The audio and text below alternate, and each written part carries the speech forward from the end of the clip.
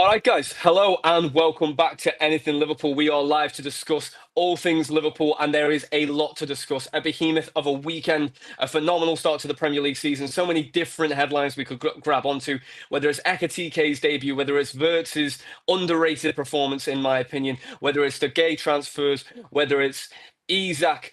It's just so much you could talk about, even if it's Man City's fantastic start to the season, and if it's Arsenal's lacklustre performance but great result, which we won't talk about here because I'm not here or paid to talk about Arsenal. But what I am not paid well for is to talk about Liverpool, and that's what we're going to do today. And I am joined by Rob McDermott, I'm joined by Tom, and I'm joined by Craig. Lads, how are we all doing? Craig, let's start with you, mate. How are you doing after the weekend? Feeling good? Yeah, great result. Disappointed. They were so easy to play through. Oh, Craig, a little Well, bit of issue with your mic there, mate. Sorry. Can you hear me? Craig, sorry to start off on a bit of a stumble there. Yeah, there's a little bit of an issue with your mic, mate. Do you mind just double checking your Wi-Fi and then I'll come back to you? Okay, no worries. Tom, I'll come to you, mate. How are you doing? Can I hear you fine? Yeah, all good, buddy. All good. Yeah, all good. Yeah. On the last week's show that I was on with Rob, I did just say I said we'd score 3. Well, we scored 4, so we did better than what I predicted. But the most of all, I said 3 points is all that matters, and we ended up doing that. Chiesa, Salah coming up clutch. It was a very typical Anfield, eruption in the last 5 minutes of the game. I also did say to Rob earlier on before the stream last week that Semenyo would score. I should have chucked the there you go. Oh, you should have, mate. Yeah, there was money on the table for you. Absolutely. Did you put him in your FPL? Did you put him in your FPL at least? No, I went with, is it Rodgers from Aston Villa? Oh, see, I get why you went with him, lad. I had Semenyo in my team, and thank goodness I did, because Wirtz did not get me any points. But I'll tell you who did. It was Semenyo. My gosh. Rob, I'm going to come to you, mate. Listen, just in terms of the weekend in general, first off, are you glad the Premier League's back? Secondly, are you glad to see us get the 3 points the way we did, mate?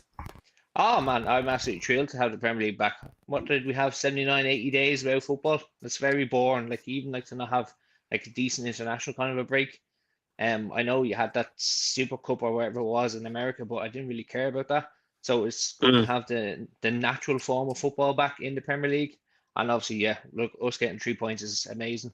I'm still a bit unhappy with how we're doing defensively. We leaked 2 goals against Palace and leaked 2 goals against now Bournemouth. So I'm kind of something needs to give. They need to figure something out. Can't keep just, conceding goals every game.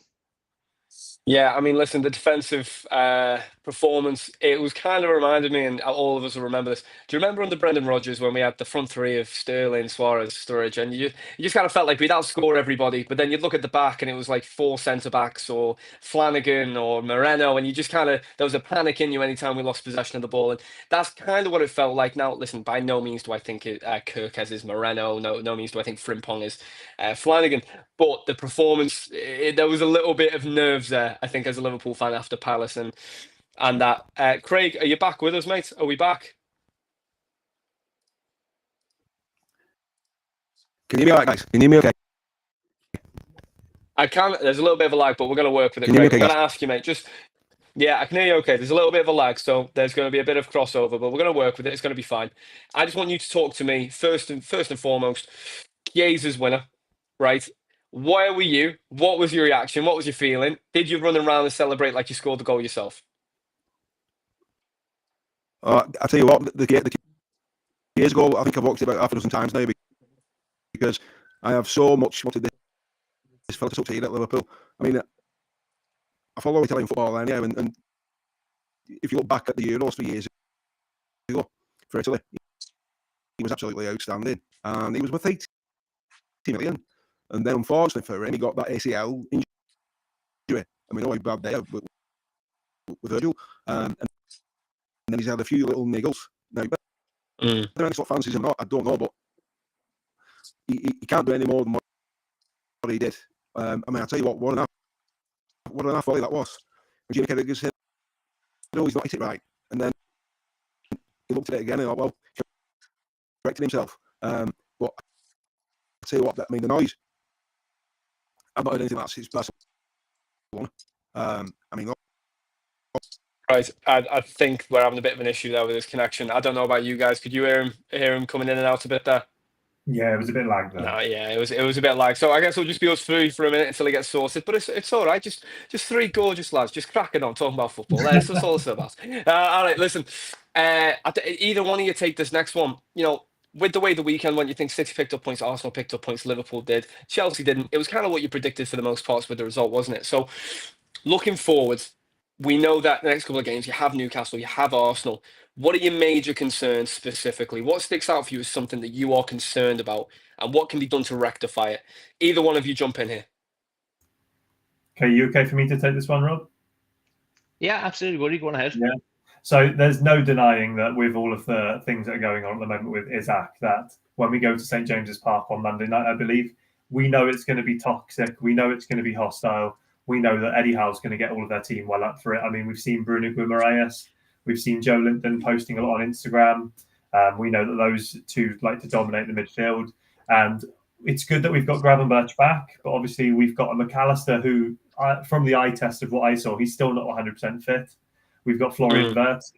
You know, he's nimble, but you just look at him and go, right, you could probably snap his legs looking at Joe Linton or Tonali or Bruno Guimaraes. So we need to bubble wrap him for a little bit.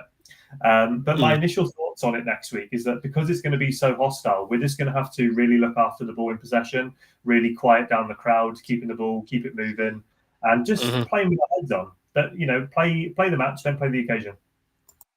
And you know what? Before we go on to you, mate, I will say I think that's been an issue for us in the past. Not so much under Slot, but I think under Klopp, it would work for us on occasion, but we would play the occasion. You know, I think of the City games. The City games, we played the occasion in a way, and it worked wonderfully. You know, you play to the crowd were up on their feet. You think of, you know, Robbo causing fights to to come back from 2-0 down against Arsenal. These kind of things, sorry, it's Trent rather against Xhaka, but these kind of things are what Anfield thrive on. We're not at Anfield, we're at St James's Park, and the way you get through that isn't to fall to the crowd. It's the complete opposite. You have to stay calm, you have to stay regimented. And the mentality of the lads are going to get tested very aggressively week 2. So just on your eyes, Rob, one, do you think that we have the mentality to remain calm at Newcastle? Because if you think about the recent performances, you had the 3-3, you had the 2-1, neither of which were great performances overall. In fact, the 3-3 ultimately came to some Salah brilliance and also ultimately a couple of mistakes at the back from our part. So what's your feeling going into the Newcastle game? Are you concerned about the result? Are you concerned about just coming away with no injuries? Because the way the fans are, the way the rivalry is right now, there's certainly a concern there for what kind of game we're going to end up in. Yeah, so I'm a bit concerned about, you know, like Joe Linton is that kind of a player. He likes to kind of go in for hard tackles. So I'd be worried kind of trying to get away from that game without having any major injuries. Hopefully we won't. I envisage us getting a scrappy win, but I was only thinking earlier on, like if someone goes in hard on one of our players, we need someone to almost do like what Gerrard done years ago or what Carragher done years ago. If someone goes in hard on one of our lads, we need someone to just go in and like give it back. Like if Joe Who's Linton going to comes do in, that? Rob, who's going to do that in our team? I Because don't Robbo know. won't Like start. I don't know. Like Curtis didn't start on Friday. I'd love to see Curtis because Curtis is a scouser, so he'd be like kind of like yeah. If someone goes in on Wirtz, I'd imagine Curtis would go in back, but there doesn't seem to be really that kind of player anymore, particularly at our club that will go in like the way Gerrard used to, or like Carragher went in, I think on Nani years ago. Oh, yeah, and he started crying. Scholes went over and Yeah, seen him in tears. so I'd love to see that happen, but again, I obviously don't want any of our players getting hurt. So Yeah, listen, that's the concern. I think, you know, the one thing a game against Newcastle is going to bring, and I'm going to go away from somewhat of a narrative that I think the social media's on. I respect Newcastle as a football club. I think they're a wonderful institution. I think they are a very raw team. I think they're years away from where they want to be, but I do think they'll get there. But one thing they are is they're a reflection of the manager, Eddie Howe. They are hardworking, they are grit, and they are determined. And they're not an easy team to play against. They never have been. And you think that midfield three, you know, Joe Linton, Bruno Guimaraes, and Tonali, Tom, you know, you think of these three up against our three, where Maka Grav, and you're going to assume it's going to be a Maka Grav Szoboszlai 3. I imagine he will go with for this game. What's the positives and negatives of this? How do you see this R3 versus their 3? How do you see that matching up? So in terms of physicality, obviously you'd have a look at Newcastle's midfield and go, if you make it a duel in the midfield, they're probably going to win. I know Gravenberch, he's got a big stature about himself and he can throw himself around the pitch. But I think it's just the sheer numbers of their midfield. I know we play a 3, they play a 3, but they are more, dominant in the tackle. Obviously, we're a bit more about what we can do on the ball.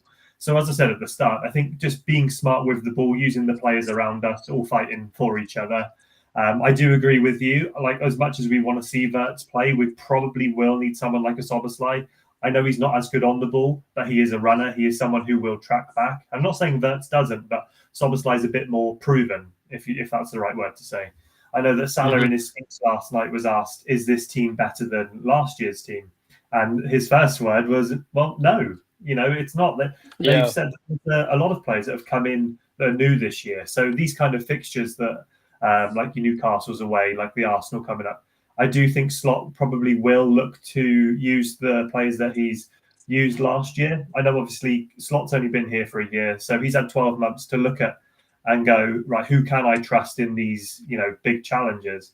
And I think that for us to have a successful time against Newcastle, kind of like at Anfield, you've got to kind of ride the waves that come in the first 30, 40 minutes. If we can get through there, either, 1 goal up or level score, then I do think the second half we can come out better, kind of like we did last season. Yeah, and Rob, if you look at the last 2 games that we played against them at St James's Park, the first one, obviously the 2-1 with Nunez's 2 goals, we may have came away the victor, but we were down to 10 men for a large part of that game. And then if you go to the 3-3, we were missing Alisson in goal, and we were a little bit tight in terms of injuries around the time. We're going into this game relatively fully fit side. Frimpong obviously had a bit of a feeling in his hamstring, I think, but it looks like he's fine. We don't know any news on Bradley. Gomez is back to fitness. We're obviously a little bit thin on the ground defensively, just in terms of recruits, but this team itself is fit. So you're going to have Alisson in goal. You're going to have your 11 that you'd expect. What can we bring to St James's Park this time round that potentially we've not been able to bring in the last couple of attempts there? That's a good question. I think just, having Kerkez and Frimpong there, I haven't seen much of Kerkez yet to be like, oh, you're doing exactly what you're doing at Bournemouth. If you could start bringing that to the table, I think we would succeed. Start doing a bit better. And then even in the midfield, I know we're kind of like, we want Wirtz to play, but then we don't want Wirtz to get hurt. Wirtz has that close control and he's, very good dribbler. He has a good link up with Ekitike, so I kind of want him there because he might be able to unlock the defence. Obviously, you've got a man like Dan Burn who's a big unit, so if you can get someone like Wirtz who can kind of get the ball past him, we have a chance of scoring. No, and listen, the one thing I think both ironically are going to be lacking going into it, and this is where we will segue into the real story that we're here to discuss. Guys, if you are wanting to, please get your comments in regarding the big story regarding Alexander Isak, of course. If one of you lads want to throw it in the chat for our boys to let everybody know on social media right now, we are about to talk about the big news. Alexander Isak, the one player both sides are missing going into this game, is a proper 9, a clinical 9. Gordon played at the false 9 for Newcastle at the weekend. We played Ekitike, who is a fantastic striker. There's a lot of potential there in him, absolutely. But Isak is the player that both sides are clawing for. There is no one out there like him currently on the market. Newcastle hold him, but they don't really seem to have hold of him. And last night we seen the head of it. So I'll just introduce it for you lads, as I'm sure everyone watching is aware, and you two are. During the PFA Awards, Alexander Isak took to Instagram to drop what Newcastle fans deemed insufferable, what Liverpool fans deemed incredible. And it was a statement which ultimately said, the truth isn't out there. I'm here to say my part. It's best everyone parts ways. A promise was broken, and as such, trust was broken. That's words to that effect. Newcastle followed this an hour or two later, saying, we have no intention of selling Isak. We have not been able to pull in a replacement. Ultimately, the terms of what we need to let him go have not been met and ultimately don't look like they will be. Lads, the first question for both of you, again, is how do we feel regarding Isak? Do you think it's over? Tom? I'm ever the optimist. I think he does end up coming to us. Rob will know I've been speaking to him quite a lot today about this Isak saga. And the kind of my general mood about it at the moment is it's just dragged on so much. The excitement of the transfer is almost like it's deteriorating over time. When we first saw at the start of the summer, Isak would have been a possibility. everybody, even now, they bite your hand off to make sure he's in your team because he is the difference maker. You know, both sides, you know, Newcastle, they obviously need a striker or two. Obviously, they're going for Visser and another striker. But if we want to retain the title, if we want to go for the UCL, we do need someone like Isak. Obviously, we've got Akatiko. We brought him in through the door. He's still a bit raw. You know, he's not as proven as Isak, but we definitely need to get Isak through our doors at least. To get through the doors, Tom. Yeah, come on. Tell me the truth. I do. Well, you know, as I said, I'm ever the optimist. However, and Rob will know this, I'm always someone who's optimistic, but there's always a however spin on it. I do potentially see something, and not many people have spoken about this, a kind of saga like Osimhen last year, where he was flirting around with PSG and PSG wouldn't let him go. They had a big fallout. The transfer window closed, and then Turkey came calling because they had a bit of extra time. Saudi came calling, they had a bit of extra time. Do we see another kind of one of these sagas where Liverpool don't get the man that they want, Newcastle aren't budging, so he needs football? You know, what could happen there? What about, listen, that's an interesting point. World Cup around the corner, you know, players need game time. I can hear that to an extent. But I think the reason this is different, and I don't want to talk about Osimhen in the sense I don't know the player brilliantly. I feel like the hunger Isak has specifically to join Liverpool is far beyond wage. It's far beyond, oh, I just want this move. There's a real desire in him where he feels the need to claw himself out the club. The Osimhen thing, things broke down because a lot of things happened at Napoli against Osimhen, and I understand why he wanted to leave. The Isak thing, I could never have predicted the way he's reacted. I really couldn't. You know, as a Liverpool fan, selfishly, I'm happy with it because he wants to come to the club. But, you know, pragmatically, or neutrally rather, I'd hate to see a player treat my club the same way. Rob, if you look at the Isak situation, he is like like Tom said, rather, he's trying to force his way out. He seems to be willing to leave by any means necessary. Do we see those needs get met? Do we see him walk out the door and through the doors of Anfield come the end of the transfer window? Give us your thoughts. I'd like to say yes. Like obviously Isak is one of the best strikers in the world and arguably one of the best in the league at the minute. I'd love to see him come through the doors at Liverpool, but I don't think like Newcastle, like, oh, like we haven't brought in our replacements. That's your fault. You've been lowballing, you know, your offers for players, so that's your fault, not ours. I think Newcastle won't budge on this unless he or his agent puts in a transfer request. Now I know that that's not typically done nowadays because it comes out of their pocket rather than the club's. But if Isak and or his agent want this move, they need to say, right, here's an official transfer request. Let him talk to other clubs. You know, Liverpool are obviously interested. Liverpool have the money, I'm assuming. So it's a weird one. I'm gonna be honest. I'm at the point now where I'm kind of bored of it. I'm like, yeah, I want him in, but I want this to be over because all it's been for the last 3 or 4 weeks is, oh, is he Isak joining Liverpool? Is he staying at Newcastle? Kind of bored. Well, I listen. I can certainly get that. We're gonna move on shortly, but I do want to just stay on Isak for a little bit longer. See a few more people are hopping in now to probably have their word on it. I think there seems to be a bit of confusion in the media about this whole Isak situation. I'm not going to call out any names. You know, every journalist is entitled to their opinion. I'm not going to tell them they're wrong for it. But there seems to be a feeling among one section of journalists that Liverpool have swooped in and lowballed Newcastle, and the 110 million British transfer record offer was an embarrassment and an insult to Newcastle. Newcastle, of course, have approached Visser and offered a third of the asking price for Visser. Very little conversation's been had there. Why is it, do you think, at the moment, and Tom, actually, I'll come to you for this. Why is it at the moment, do you think, that there is a feeling that Isak is a £150 million player, yet Newcastle won't increase his wage, yet Newcastle won't meet his demands in any sense of the word, and Newcastle won't seem to show the same ambition that maybe they previously promised him? What do you understand regarding this narrative? Because for me, I understand why Isak would be aggrieved. I understand why he would potentially force a move. And I certainly don't believe this is his agent. This is a player-driven move. The player wrote that post last night. That was a player-written post. The player is choosing not to train. I don't think this is coming from his agent. I really don't. But Rob, what do you think? Sorry, Tom, rather. Tom, I'll go Tom, then we'll go Rob. Sorry about that. I'm learning names. It's our first time together, boys. Tom, That's go all right good. ahead. That's all good. Yeah, I very much agree with you. I definitely think that was Isak posting that last night. You can always tell the difference of when a player's typing something on the social media or an agent. You know, it's very generic when somebody else is running their platform. But that did seem like it actually came from the heart of Isak.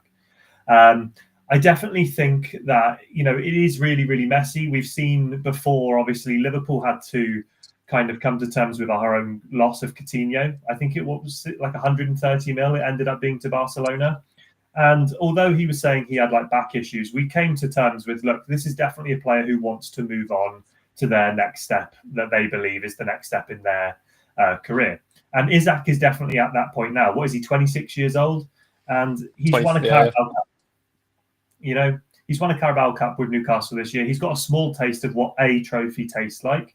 And he's seen Liverpool going for all four, this year. He's seen the reinforcements that we've got in. He's seen Slot, the way that he plays.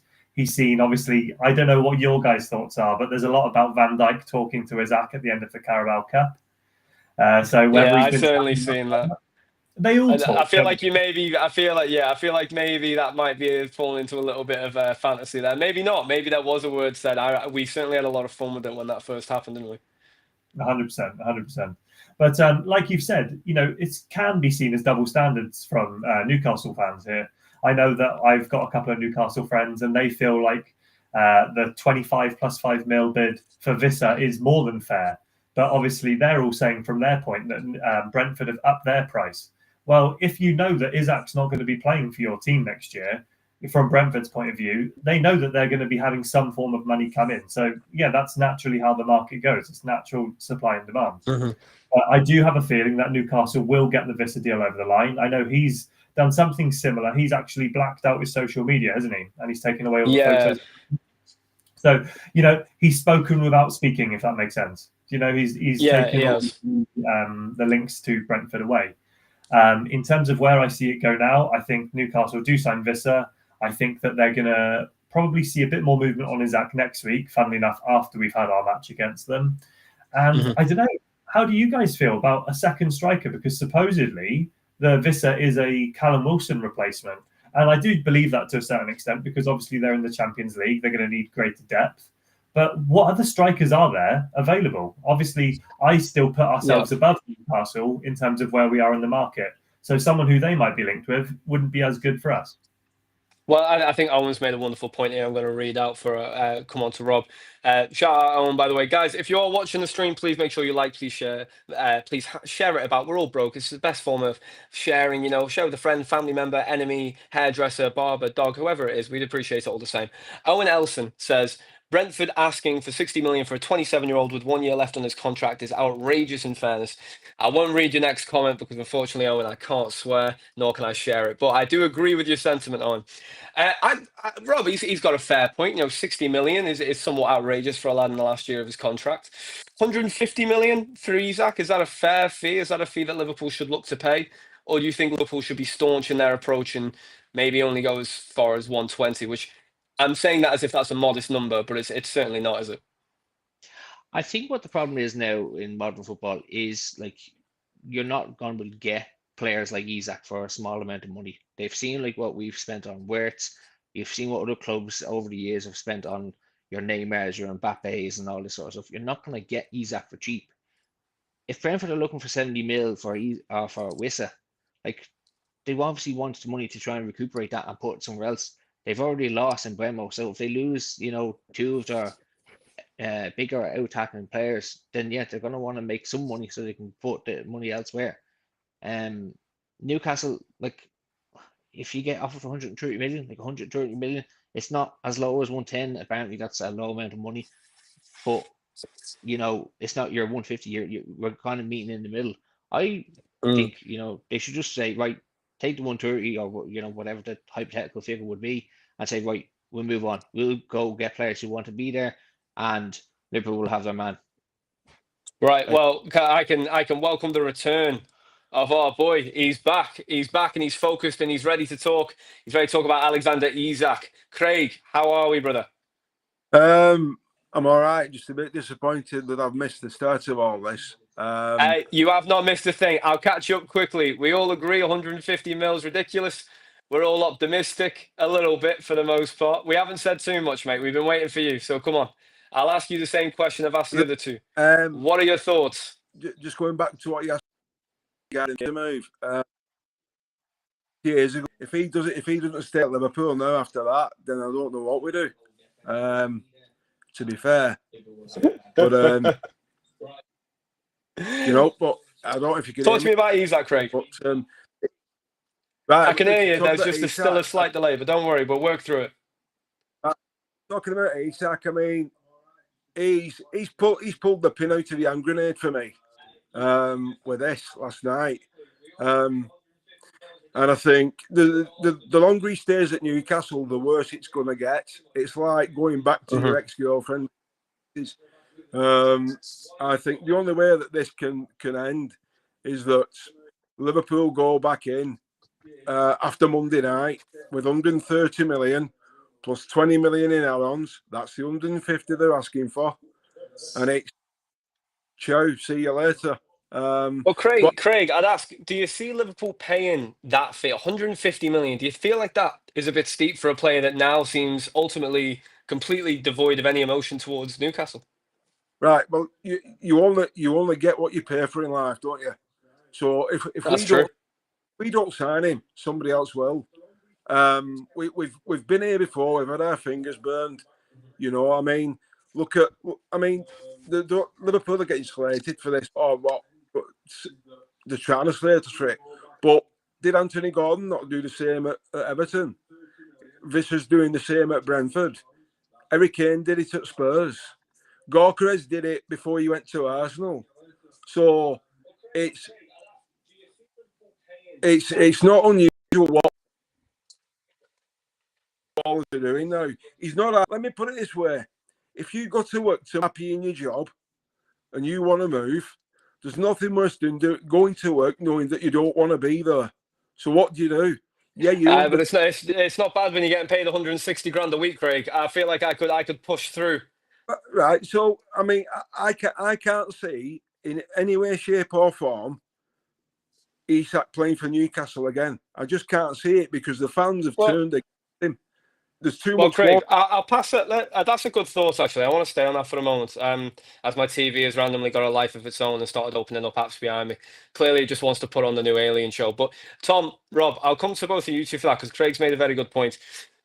Is that hypothetically Liverpool don't sign him? Okay. See, now it's just gone to Netflix. I don't know what's going on. Hypothetically, Liverpool don't sign him. We get to September. He's still a Newcastle player. Is there a way back for Alexander Isak at Newcastle? I'm going to start with Rob because Rob, I feel like I've not heard your voice in a minute. Talk to me. Yeah, well, let's be brutally honest. If Isak comes back and starts scoring goals, they very soon forget about this, and say hypothetically, if they've got to a point where they look like they're going to go on to win a cup, and that's been inspired by Isak, then yeah, they'll soon forget and be like, oh yeah, we love him, he's the best. We're so happy to still have him. They very quickly forget about this animosity that they currently have towards him. Even today, like I seen a video of like 10-year-olds outside the training ground shouting. Oh, I've seen that. He's a greedy rat and all this sort of stuff. I'm like, I don't know. Like, I think they'd forget. I think they'd soon forget if he was scoring on goals, winning games, and if they were pushing on for a trophy to some description, and it was inspired by him, they'd soon forget about any sort of animosity they have towards him at the minute. But then, Rob, I'll stay with you for a second because that comes down to the idea that he ultimately changes his mind. Because from the way he's acted, he's approached it, there's two situations that I can think of right now. I have Carlos Tevez and I have Wayne Rooney in mind. Wayne Rooney handed in a transfer request, Manchester United trying to force a move to Manchester City. 2-3 weeks later, he signs a new contract, biggest contract in English history at the time, and then went on to remain, and to this day is a United legend. Then you have Carlos Tevez. Now, Carlos Tevez at City was similar to an extent, but had a whole different outcome. He was banished from Mancini's side for, I think it was 7 months, because I can't remember the reason they fell out, but he just was not a part of the squad. He wasn't a part of training. He didn't come back in until 7 months. Now, ultimately, he played a part in their title run at the end, him and Aguero link up. Wish we'd seen more of it. But you didn't see him for 7 months. Do you see a situation with Isak where he just isn't a part of the Newcastle side now for 3-4 months coming to January? Or do you think September comes and back in we go? No, I'd say you've hit the nail on the head. I reckon that they probably will try and banish him or try and, subject him to be either with the under 23s or whatever way, clubs go about it now these days. I don't think it'll be, oh, we're in September now and it's quickly forgiven, all that sort of stuff. Obviously, Newcastle's PR will put out statements to say, oh, this is how the club feels, and if he says that he wants to come back, we'll welcome back with open arms. That's all just PR. Like, the reality is that they will punish him because he's made a big fuss about wanting to leave the club. Well, I'll move it on, Tom. I'm going to come to you, and then I'm going to come back to our boy, Tom. When it comes to the situation from a Liverpool perspective, right? We're somewhat almost in a housing chain. We need Brentford to move the striker out and move one in. We need Newcastle to move 2 strikers in to then move one out.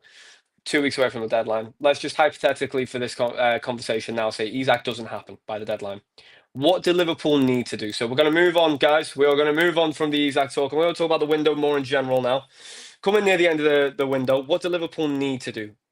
Let's say Isak's not on the table. What do we need to do? There's a couple of things that we can kind of look at what Slot's done over the year that he has had with the Liverpool players. Obviously, we didn't sign anybody, so he kind of had to use what he had been left from Klopp. Luis Diaz playing in that striker role was definitely something that he experimented with. Is that something that we can look into the market to again, possibly, instead of getting an out-and-out striker? But then you're obviously leaving yourself short if someone like Ekitike, who is going to be our prolific number 9, should we not sign Isak, if he gets injured, who do you then call upon? Because I don't feel comfortable, as well as his goal was taken the other day, I don't feel comfortable going into games, say, against Arsenal, United, City with someone like Chiesa up top. I still don't really want us to play kind of like away at the Etihad last year. We played like a 4-2-4 formation with Szoboszlai up front. We kind of played and just pressed up there.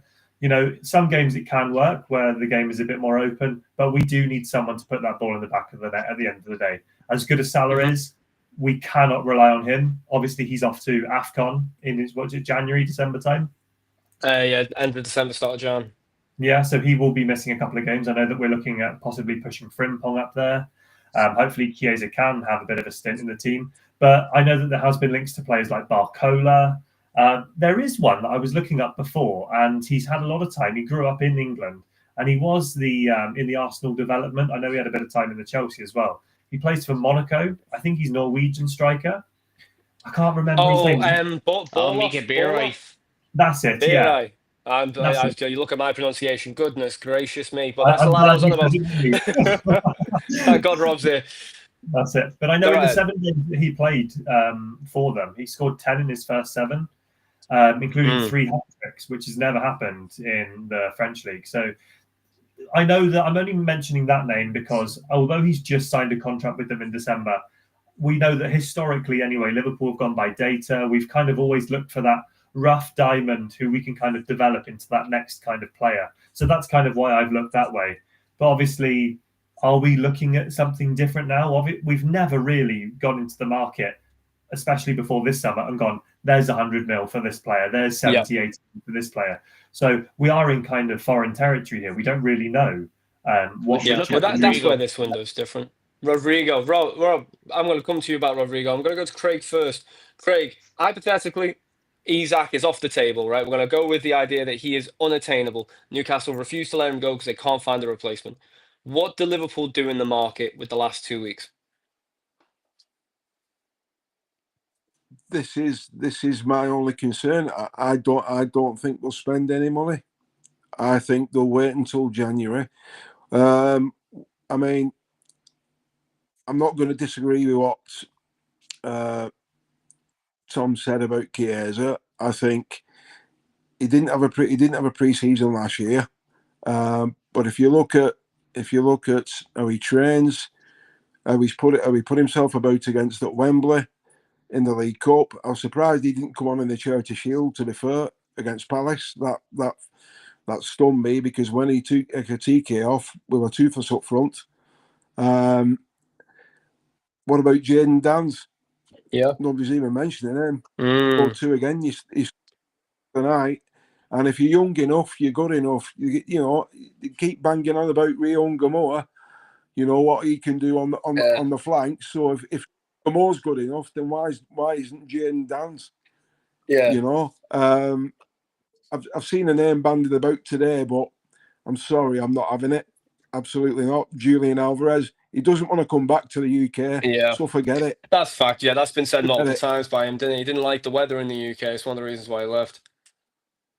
Or I just think we ask it for one fella, and if it doesn't happen, I think we'll wait until January, and Ernie Slot will go with what he's got. Yep. You know, I do think we'll bring a certain centre back in, but that's a different issue. You know, but if you look at the clubs now, they're all doing the same thing. Garnacho's done it today at United. He's doing the same thing this is doing now. He only wants Chelsea. He's turned Bayern Munich down. You know, so they're all doing. The thing is, we're only speculating here. All footballers talk. You're not telling me 100%. they're not into each other. What's going on, mate? What's your agent said to you? Yeah, Craig, I've got to be honest. I think Visick, Garnacho, and Isak might have a group chat going, to be honest. I feel like they might be acting in that daily. That'd be an interesting call. That'd be interesting for me, a Flano, wouldn't it? Well, Craig, I'll ask you one more. I'm going to move on to Rob. I want to ask you short and sweet on this. If Liverpool don't sign anyone, but they wait and go for Isak again in January, are you happy with that? Yes or no? Well, I think everybody was happy with the transfer window until all this kicked off. Yeah, that's very true. It was 10 out of 10. But if this doesn't happen, it probably drops to an 8 out of 10. Because there's so much expectation built. I have no complaints with the business they've done. I'm just surprised that the club sanctioned the sale of Luis Diaz and Darwin Núñez. Right? I'm still convinced they've got somebody lined up. But what Brentford and Newcastle are doing, you've got two unhappy players there. We had two unhappy players who wanted to leave at the club. They were still under contract. Did we stand in the way? No, we didn't. Craig, you've given me a wonderful segue here, so I'm going to jump in because that's an absolute perfect way for me to transition into Rob. Rob, we sold Diaz. We sold Núñez. Edwards moves, honestly, I'm trying to think of the correct word, in an omnipotent way in the transfer market. He seems to know all, right? It'd be a surprise, wouldn't it, if we were to end this window without signing at least one forward, even without Isak. What do you think the window has left for Liverpool? What would you like to see, and what do you think is going to be? I'm quite on the fence. I don't think that, like, I'm starting to feel less and less confident about signing Isak. Like it's become such a saga now at the minute that I'm kind of like, yeah, if he doesn't come in, you know, they'll go again in January. At the minute, in terms of attacking talent, if we didn't bring in anything more, I wouldn't be too concerned. Like what we have got is good. I know we haven't got a second striker, so to speak, but as Craig said, you have got Jaden Dance there who could, you know, be given a bit more of a run out. Defensively, though, I'd want to see Mark Guehi signed. You know, I know we've signed the young Italian Leone, but we've not really seen, you know, much of him. I've seen the clip with him with Lukaku. Yeah, very low. I've not seen actually what he's like. So you can't just really just turn around and say to an 18-year-old saying, "Oh, you're in the Premier League now, son. Here you go. Figure it out." So I'd like to see where he signed, and then you know there was a post put up today by Indy Kalia saying that Rodrigo's representatives were apparently flying into England. Now I don't know how people sit on the fence with that, but look, I think Craig's head is shaking like a bobblehead at the thought of it. So I'll tell you now, I think I know Craig's reaction to the idea of Rodrigo. But Rob, staying on you, mate. Rodrigo, let's say it's true. Let's. Indy Cali's been hit and miss, but for the most part, he's had a good summer. Why not? I'll run with it. Rodrigo's sitting down. He's got Arsenal on his right. He's got Liverpool on his left.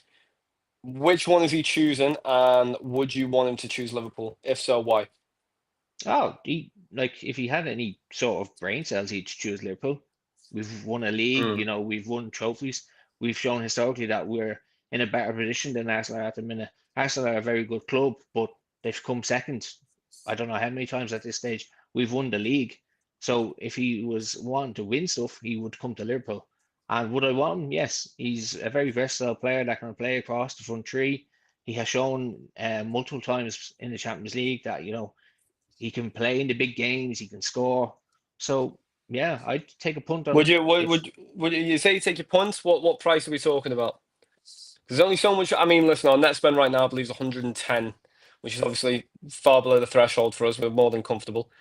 But how much would you spend on Rodrigo? Or would you go I for a loan think to buy? I know. I think I wouldn't be surprised if you'd get Rodrigo for 70 or 80 million. Like Is that a good deal for you? yeah, like he's not like at the end of the day, people are always like, oh, like that's a lot of money. But you're not just paying for the player, you're paying for the remainder of their contract that they have at the current club. Yeah, So very true. 70, 80 million, you get Rodrigo in, and you will have particular fans around the world who will be a fan of him. So you'll get jersey sales and all that sort of stuff. So the club would start, recouping the money in that way.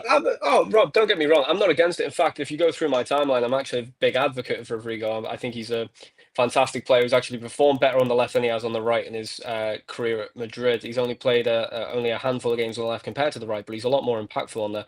I love Rodrigo as a player, to be clear. I think what stifles that transfer for me is the allocation of funds. That's probably the only thing. Because I think if you get Rodrigo for 75, 80 mil, which is what I think it'd end up being, I then question, can you go and sign Isak?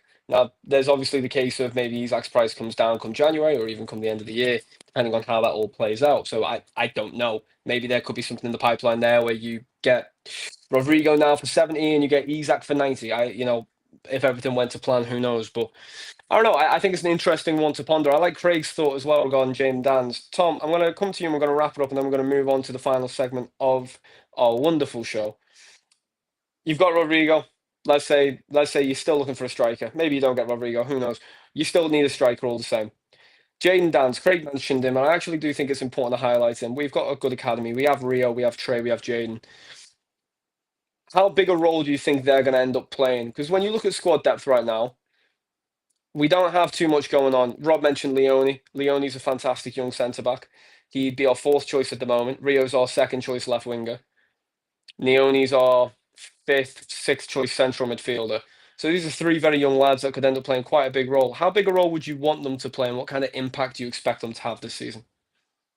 Yeah, so it's interesting that you mentioned Inyoni there. I actually do think that he's going to be quite a big part in the squad this year. I think that looking at the way that we used Gravenberch a lot last year, he almost played one of the most minutes, I think, just behind Van Dijk.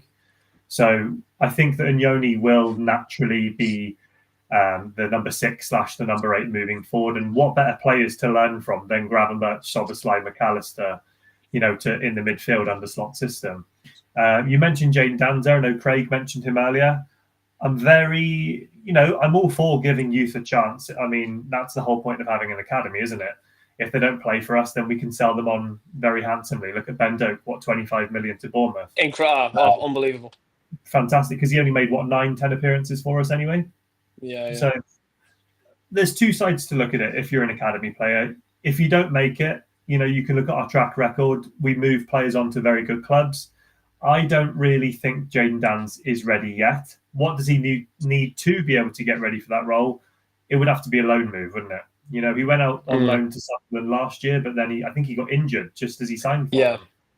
So I personally think with someone like Jayden Danz, he needs a year in the Championship and then a further year in the Premier League just so he can get used to the physicality, because the Championship and the Premier League are two different beasts completely. Championship is a very, very hard league, don't get it wrong. We look at someone like Gyökeres. He moved about in the Championship quite a lot. He earned his trade there and then moved away, and then now he's back in the Premier League. I do think that we do need to give the academy some minutes.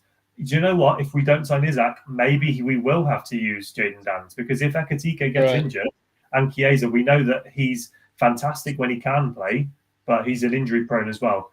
We do need to use our youth as well. We had a look at the cup games last year. Plymouth was a very disappointing game. I think we can all agree on that. Absolutely. The youth academy is promising. As you said, we've got Inyoni. I know he hasn't come through the academy. We've signed that Italian centre-half, Leone, now. I do think it is promising going forward. And if you look at the players that we have signed, they're normally, 23, 24 and younger. if Yeah, you we've sign got a young squad. Yeah. Yeah, if you sign Gehi now, you've essentially signed a whole new back line. Mamardashvili, Yeah. Frimpong, Kirkes, Leone, Gehi. So that in terms of defensively in the next couple of years, I think we'll be absolutely fine with them learning off Virgil. And Yoni, yeah, I think he will become more of a squad player. But there's a forgotten man that Liverpool have got. He's gone out on loan a few times. He's a bit of an injury prone. Stefan Bacecic. Mm. I'm like that with Stefan, Tom. I'm not going to lie to you. And I'll tell you why. Yeah. I think he's a quality player, but I don't know whether physically he can handle the Premier League. He burst on the scene very well. He's looked very good in a very average Liverpool side Yeah. at the I time. think he scored away at And Aston Villa, didn't he did. He scored a wonderful little goal at Aston Villa. And he did play very well, but I think physically I worry about him being able to he? handle the Premier League. He looked very good in Spain. He looked very good in Spain. He didn't look so good at Salzburg, but I don't think that was necessarily his fault. Well, listen, we're going to move on to the final segment here. That was a really good, interesting point, to be honest, Tom. We've got Newcastle next. We previewed it a little bit before, but now I want to get into it a little bit more, and let's get some predictions in as well. Rob, I'm going to start with you, then to Craig, then we're going to wrap up with Tom, and then I'll say my piece. I want you guys to talk me through. Take your time. You don't rush it. I'm not on a time limit. All right. First and foremost, how do you think we set up for the game? What changes do you want to see to the starting 11? And then tell me how you think the game is going to pan out. Leave no detail stone unturned. Rob, take it away, mate. Yeah, so I don't imagine there'll be major changes to the starting 11. I think, Slot is still trying to garner what his strongest 11 is, so he might just stick with what he's already had against Bournemouth. In terms of the game, I think it's going to be scrappy. There is going to be a lot of, animosity towards our players. Jolinton tries to act like the big kind of, I'm, a Geordie or whatever the hell he thinks he is. But I think it'll be a scrappy win. If we win 2-1, I'd be happy. If you come out of a tough game that has now become a bit more rival based on everything that's kind of gone on, 2-1 scrappy win, I'd be happy with that. Obviously I want to see Wirtz do well again. I said that last week that he's the player that we've brought in now that I'm most excited about, so I'd love to see a bit more magic from Wirtz. Preferably gets on the score sheet this time. He was unlucky last week to not get his first goal. All right, I like the confidence of that. So no changes to the starting 11. Nice little 2-1 win. Versus man of the match. Is that what we're going for? Yeah. Oh, I love that, Rob. Okay, we're on to an optimistic start. Craig, I'm going to come on to you, brother. How are you feeling for the game? How are you going to set up? And what do you think the prediction will be?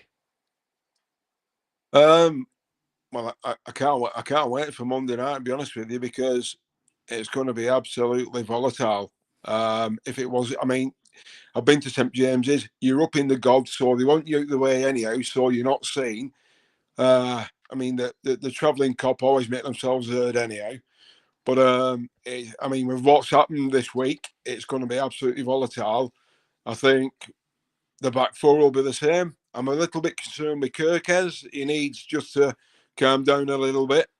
I think Szoboszlai, I think Arne Slot needs to have a word with him and just say, listen, don't try and be clever. Just play a simple pass, give and go. I think Gravenberch will be a massive, massive improvement on us. We missed him, it proved it. With Newcastle, I think they're going to be... They'll be going down like they've been shot by a sniper, I think, as well. Yeah. And also, I think aerial-wise, we've got to be careful from corners. And I think not just only how Newcastle are going to set up and how we set up, I think one big important thing for me in this is the man in the middle, because he's got to get a grip of this game from the off. If the referee bottles it, and hopefully it's not Michael Oliver on VAR again after Friday night, the less said about him, the better. I was confident before this week going 3-0, but I'll take an Arsenal result 1-0. Taking the Arsenal result. I love that, Craig. I can see Etitike scoring, at the Gallagher end. That'd be nice. I have got something which I've read today, but I'll come back to it later on about an ex-Newcastle striker, actually. But I'll come back to it later if you don't mind, because I won't know what you think about it. But I'm confident. I think Liverpool have got a job on their hands on Monday night. But I think we'll rise to the occasion. We always do. Everybody's right. Everybody's going to write us off. So I like it like that. Okay, Craig, So, I like that. yeah, I like that. Before I come to Tom, I'm gonna just read out one from the chat here. Owen says 3-0 Liverpool. Hugo hat-trick to shut the Geordies up. Gravenberch will start, I reckon, and he might start Robbo. Robbo for the experience. I like that. I do. He said, I reckon Isak starts to score no goal. Outstanding. Tom, moving on to yourself, brother. What do you think? Any changes to the lineup? What's your feeling for the game? And then give us a prediction. I think, first of all, I want to say I want to have whatever Owen's having. I want that kind of optimism of a 3-0 I win. love it. I think we a all clean need sheet at St. James's. Oh, my God. Unheard of that, isn't it? I want to kind of echo two things that Rob and Craig have said. First of all, Craig mentioned how important it is that we get Gravenberch back in that midfield. He's going to be absolutely massive in stopping those balls going to the wide men. I do see us having the same back four. I think that they'll go with Alanga and possibly who they got. Gordon will probably be playing striker. So they've got someone like Harvey Barnes on the wing, haven't they? So there's pace outlets all across that front three. I think Kirkes and Frimpong will have a big game on their hands there. They're going to have to be really disciplined, especially Kirkes. We saw that slide tackle that he did to get that yellow card early on. I don't know if that was just being excited playing with the cop behind him, but we've got to keep playing him. I can understand as well why people do say to play Robertson, but I would feel more comfortable with Kirkes matching the pace of someone like Anthony Alanga. I do think that, it's going to sound quite controversial here, Wirtz is going to be dropped, I think, of the start of the game. I think we'll go with Gravenberch, McAllister, Szoboszlai just to run that midfield and try and go toe-for-toe. And then once we got some tired legs in that midfield, possibly if we're still in the game, if we're ahead, or if it's level, bring Wirtz on for a little bit of magic and then see if he can give us the win. My honest thoughts on it will be that Ekitike will get a goal. I reckon that we'll open the scoring. I reckon Newcastle will return. And then I'm going to go, not because he's in my FPL at all, big verge, big header in front of the away fans. That would be absolutely quality. I don't want him knee sliding and doing his ACL again, though. Just a nice jump and a touch of the badge. That'll do me fine. But yeah, you put your FPL first here. Yeah, 2-1 Liverpool. He's put his FPL first. I love that, I'm going to be doing the same with my prediction, brother, so don't you worry. I've got Gordon in mind. I need to sub him out, actually. Otherwise, I'm going to jinx it. I'll tell you this. I think going into this game, the one change I expect to be made is similar to Tom, but I don't think Wirtz gets dropped. I think Gakpo does. I think you see Wirtz move out to the left, and you have Szoboszlai, Mac, and Grav in the middle, just for the energy, and also just because the cohesion. They know how to play together. It'll be nice. It'll be a compact midfield, and it needs to be. Because I think at times, although Wirtz is settling in, he's a phenomenal player. I think at the moment, defensively, I want people who understand our structure. Be that as it may, I would keep Kirkes for the same reason Thomas said. Matching that pace of Alanga is going to be very, very important. I do like the fact that Alanga is going to be on the side of Van Dijk and Kirkes rather than Frimpong and Konate. I'm curious to see how Newcastle set up. Games won and lost in midfield we've lost that battle the last two times we've been there. If I'm being perfectly honest, so I'm interested to see how we approach it this time round. I think it's going to be a draw. I don't think it's going to be a win. I think it's going to be a 2-2 draw. I think there'll be a lovely controversial VAR, one way or the other, because it's guaranteed in this game. And I'll say this: I think there'll be a red card in the first 45 minutes as well. So don't know to which side yet. I don't. It's been a red, has there? To who, Jeff? I don't know. I wasn't watching. So that's a niche reference for anyone who gets that. But lads, Craig, I'm going to ask you to tell us your little anecdote regarding the Newcastle ex-player, and then we're going to wrap up, brother. Okay, floor's yours.